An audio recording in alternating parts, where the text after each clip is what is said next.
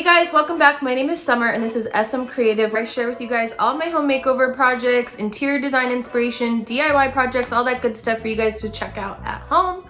Today is a super exciting day because I'm going to be sharing with you one of the biggest projects that I've ever worked on. But first, I have a couple of announcements to make. If you haven't been following me along on my creative journey, then you should know that I just launched my new website. You can go on over there and check out all of my projects in further detail. But more importantly, I've had a lot of viewers, a lot of my friends back home, a lot of people just reaching out to me and being like, oh my God, Summer, if you lived near me and you could help me design my space. So for you people, I have created a virtual design package. You can head on over to my website at summermarkcreative.com to kind of learn a little bit more information there. But it's a virtual design package created for you, for me to help you design your space and also do it in a more budget-friendly option, give you a more budget-friendly option, I should say. And it just kind of makes it more realistic for, you know, any budget to do a home makeover project. Anyways, on to today's most exciting video I've ever posted, this beautiful kitchen and living room remodel design. I started working on this last April during COVID. I had the opportunity to work with contractors because this is a full remodel, so obviously I'm not doing any of that building, but it is so beautiful. I think that you're gonna like it. No, I don't think, I know that you're gonna love it. And if you do, then please give it a thumbs up. And I would ask that you please help out your girl by subscribing to my channel to see more awesome, fun videos just like this one and helping out your girl to grow this side of my business. I appreciate you. On to today's video. Check out what I do.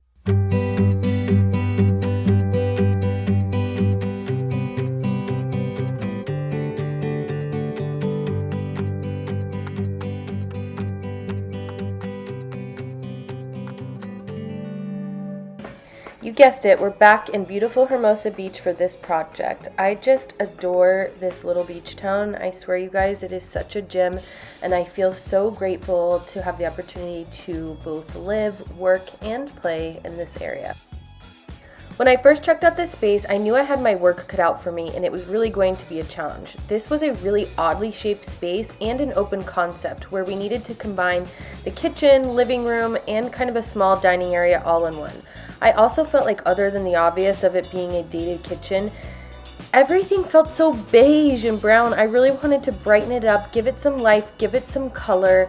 And when I saw this fireplace, you guys, I knew I had to give this a major upgrade. My client's dreams for this kitchen and living room remodel design came long before she came into contact with me.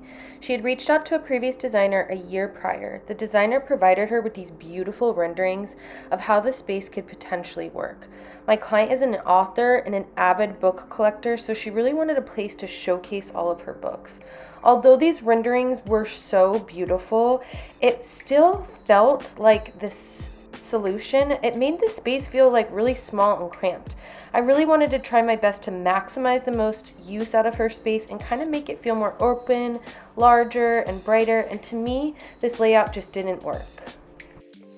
Okay, so I don't provide fancy renderings like the previous designer, but I do provide hand-rendered sketches, and I'm still able to get my design ideas across to both client and contractor. I knew that immediately I wanted to focus on this fireplace because it was kind of like an odd-shaped room. I thought by making the fireplace a focal center moment when you walked into this space, and by adding bookcases to either side, really gave her the opportunity to showcase all of those books that she collects.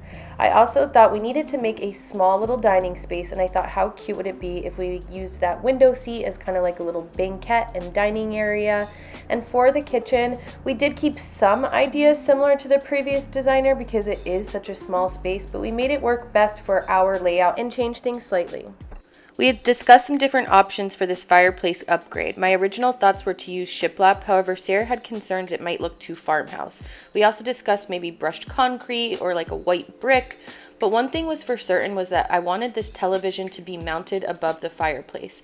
And Sarah had concerns because she really liked the television to be at eye level, so we found a great solution called the mantle mount. It just easily pulls down over the fireplace. It even has an indicator if it's getting too hot when the fireplace is on, and it was a great solution.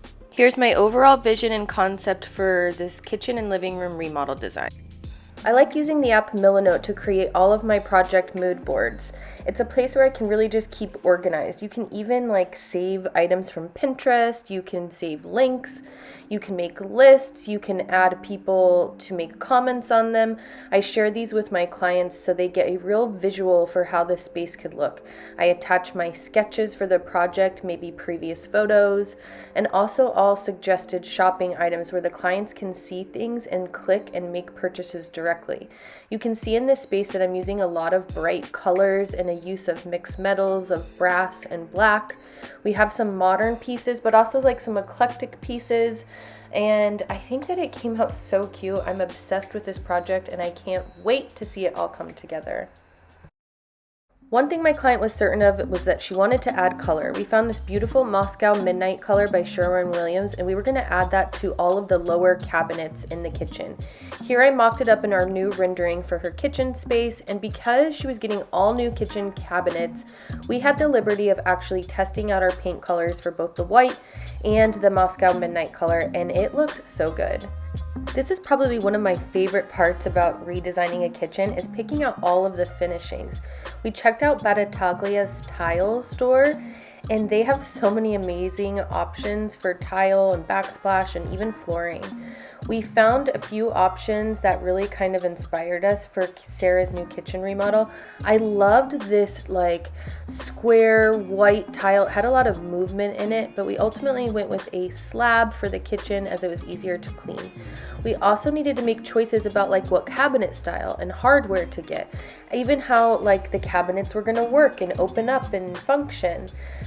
We needed new appliances. We also needed new window coverings. There are million trillion little details that go into making this space all come together, and this is really what Sarah wanted my help with. I was there to help her and guide her every step of the way to make those difficult decisions and really help her see the vision come to life. Demo day has finally arrived, and I can't tell you the excitement I have with this day. I had the opportunity to work with SEACREST Development. They were the contractors on this project, and I feel so grateful to have had the opportunity to work with them. They really helped me bring my vision to come to life. Even though I didn't have those fancy renderings, I learned so much on this project, and they were such a pleasure to work with. And every day coming in here and seeing things demoed and fresh white paint going up and the kitchen going in, or things coming down and things going up, it was truly such an incredible experience, this project, and I just feel really grateful for the opportunity from both SEACREST Development and for Sarah for trusting in me to bring this whole space together. No project of mine is truly complete without doing just a little bit of DIY. I hit up Goodwill because I find thrifting frames is a really good option for gallery walls. You can find a use of really eclectic frames there versus just buying at a regular home store. My client had this hilarious artwork of her dog on a website called Posy Prints as her dog as a queen. I'm using a dry paintbrush and some leftover paint to paint this frame. Now I'm taking some gold leaf and just applying it to the wet paint and using a paintbrush to kind of flake it off. I want to create this kind of vintage inspired frame that's perfect for a queen. On to creating some gallery walls in this space. My client had this long, narrow stairwell that was pretty blank and empty. We needed to add some personality to this space. Because my client's a super visual person and likes to see things before committing, I mocked up in Photoshop some ideas on how this stairway could look, adding an accent paint color, a new light fixture, and of course creating a gallery wall. Ultimately, my client decided to wait on painting the stairway and adding the light fixture, but she still needed my help putting together this gallery wall. I picked up some inexpensive black frames from HomeGoods. I suggest purchasing ones that have a white mat. I think that it just really elevates any photograph or artwork that you put in the frame. Now for our artwork. I always suggest using art that is personal to you. A gallery wall should tell a little story about your life and your personality and be things that are personal to you. My client loves her dogs. Again, I had mentioned a queen photo that we hit up on Posy Prints. We got another cute photo of her dog Zoe, and it is just adorable. This website is pretty cool because you can upload your photos, you can even pick costumes for your dogs, and it was the perfect touch to add to Sarah's gallery wall in the stairway. I also like suggesting using photographs along with artwork for a gallery wall. My client Sarah is a very talented crime fiction author. I thought it was the perfect opportunity to showcase some of her book jacket covers. I took them into Photoshop to resize them and had them printed out at Staples and put in those frames we got from Home Goods. I'm using brown craft paper to trace out each frame and then mark on the back where the little hangy spot goes. That way I have some more flexibility when I go to put this up on the wall. I can use the templates and tape them up on the wall, come up with a good configuration before I start putting any holes or making any mistakes. My client Sarah took an Italian film course in college and she had a huge collection of vintage Italian movie posters. I thought that it was such a cool idea to make like one big piece of art out of all of these posters. Here you see me using the craft brown templates that I showed you previously. And a little tip for you, I like when I'm doing something like this to take my painter's tape and measure out each little strip of painter's tape. That way I can use it as a guide and make sure that each picture is going to be equally spaced. This can be a little time consuming to do and it does require a little bit of math, but it turned out so good.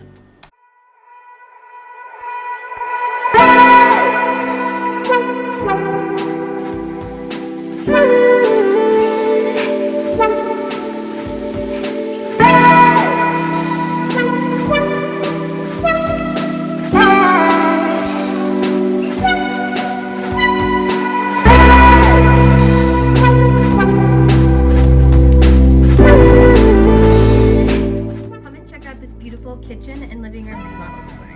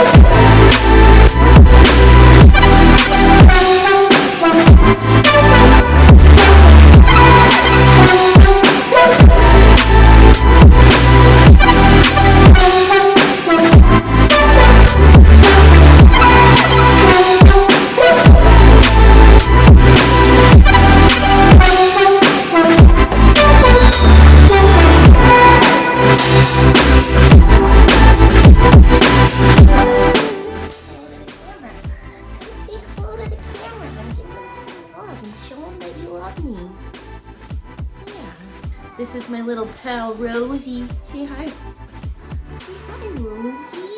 Say hi. Had the opportunity. Why do I keep saying opportunity? That's a lot of opportunities. What are you looking at? Kitchen and living room. Kitchen and living room remodel design. That's what it is. It's a kitchen and living room remodel.